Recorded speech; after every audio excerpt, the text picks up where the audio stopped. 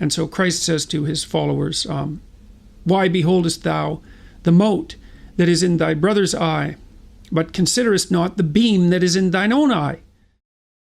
There's a problem, and that is that young people want to change the world, and it's part of what Piaget, the developmental psychologist Piaget, called the messianic stage.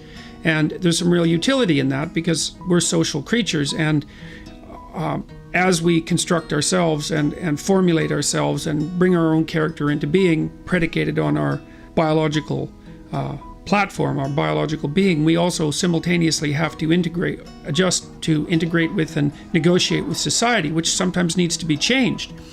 The structure of society has to be preserved, but it has to be updated and improved as it moves forward. And so part of the problem is how to update and improve it without doing that so rapidly that you destroy everything of any value. I don't think that you should trust people whose primary goal when they're attempting to change the world for the better is to change other people. And you can tell who those people are because they're always blaming other people, and they're looking for victims. They're looking for perpetrators and victims, and then they're going off to stop the perpetrators. And I think that's wrong, because as Alexander Solzhenitsyn said, he's a great Russian writer who helped bring down the Soviet Union, he said, the line between good and evil runs down every human's heart. So the real battle, as far as I'm concerned, and I think this goes along with the tradition in which John Stuart Mill is firmly placed in, is that to overcome tyranny and malevolence and chaos and nihilism and the desire to bring everything to a halt, you have to repair the fissures and the rift that's in your own soul, basically. And that means that you have to confront the evil that lives in your own heart. And there's a statement from the New Testament that I think is very much apropos with regards to this particular idea. And this is part of the Sermon on the Mount, which is a central text in the Western tradition. I would say obviously central to Christianity, but central to everything that Western civilization has built. And so Christ says to his followers, why beholdest thou the mote that is in thy brother's eye, but considerest not the beam that is in thine own eye?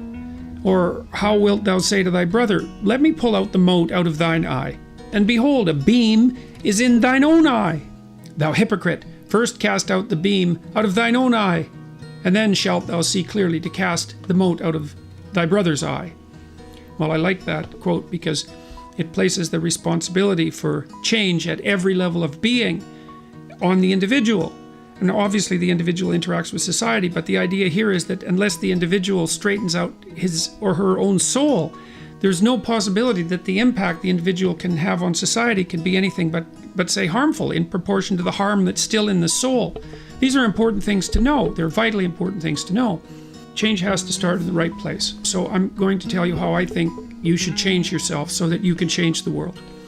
And so that the world that you bring into being will be a better world and not a worse one. You see, that's how you deal with the suffering that's attendant on life, because life is suffering and because life is very hard and people get sick and they become mentally ill and there's malevolence in the world and there's tragedy. And so life is very, very hard. And if you're not properly oriented with regards to life, the fact that it's hard and the fact that it's full of suffering can warp and twist and bend you until you become murderous and resentful and even go beyond murderous and resentment to wish for genocide and even to wish for the destruction of everything. And so you have to learn how to strengthen yourself as an individual so that you can bear the burden of being without becoming corrupt. You have to decide that that is what you're aiming for, is that you want to become a fully developed human being and stop being a pathetic marionette whose strings are being pulled by horrible forces behind the scenes.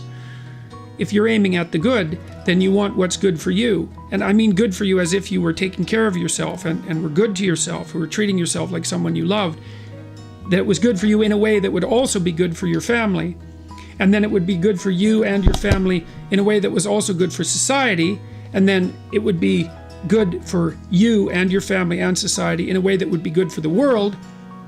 And then it would be good now, and it would be good next week and the week after and a year from now and as long into the future as you can see. So the good is something that's equilibrated across multiple levels of being and multiple time frames simultaneously. And it isn't necessarily that you know what that is going to be at any given moment, but you can orient yourself so that's the state that you want to exist in. And I can tell you, as far as I can tell, when you exist in that state, even moment by moment, your life is imbued with a sense of meaning, and that sense of meaning can help you transcend suffering.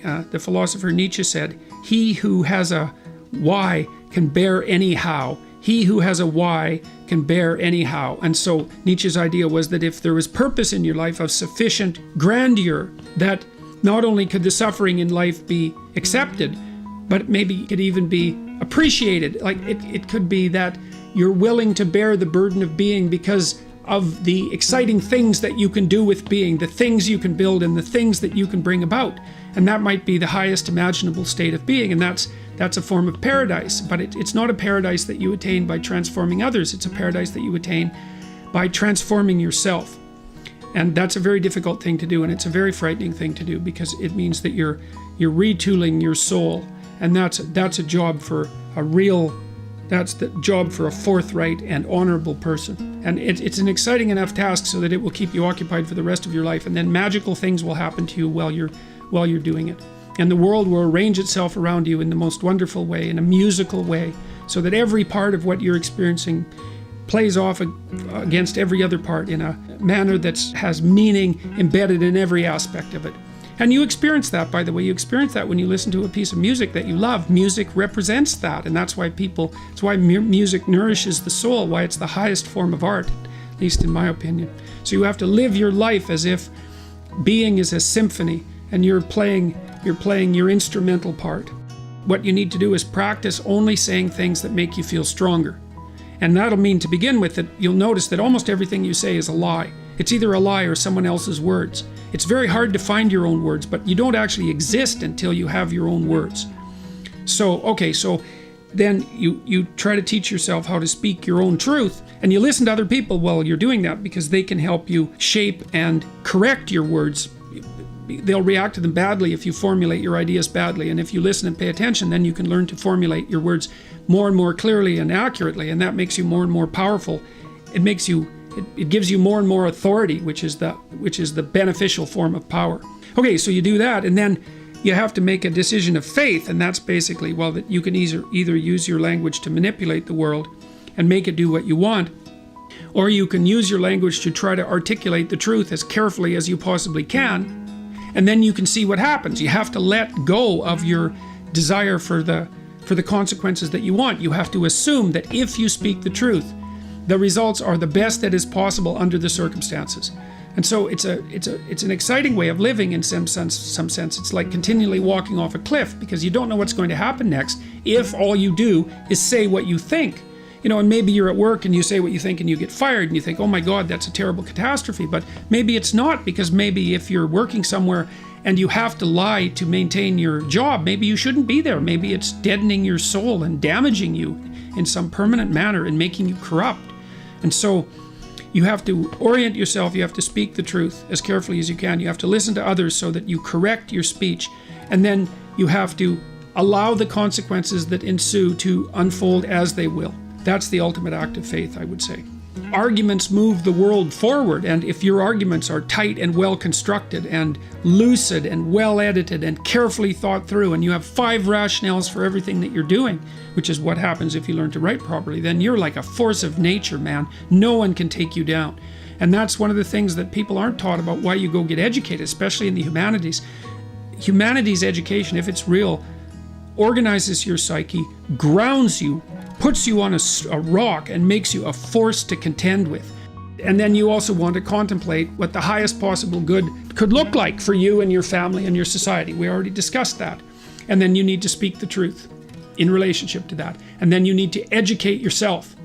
And then you need to shoulder your responsibility. Responsibility is a good thing because it makes you strong. To bear up under it makes you strong. You can turn yourself you can free yourself from your strings and turn yourself into a genuine individual, and then you can shoulder the world, and then you're in a position to make change. As a person like that, your mere being will change the world in a positive direction, and that's what you should be aiming for.